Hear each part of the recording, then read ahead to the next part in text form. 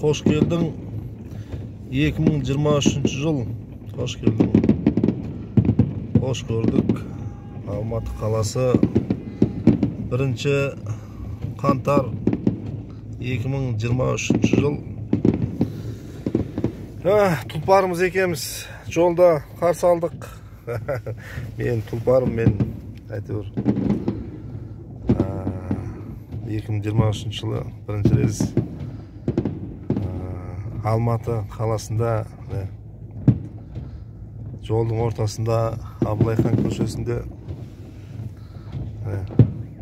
жолда тұрып қарсы алып жатырмыз жаңа жылды.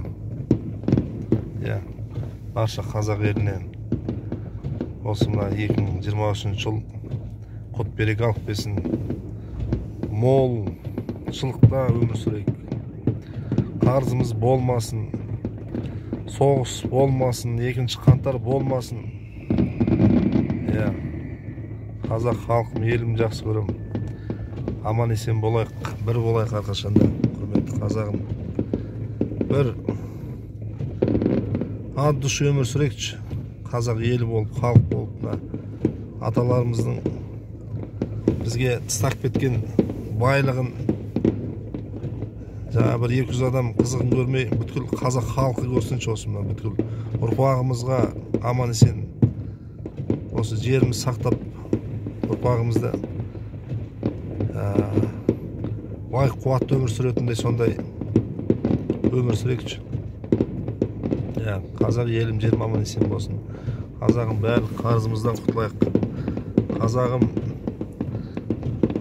бай бақытты ел болайық. Жүрегінде иманы бар елім жерім деген президент келсін.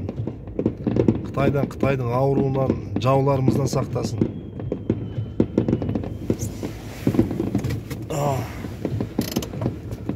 Биліктегі сатындардың бәрі кетсін. Қазақ халқының рухы көтерілсін.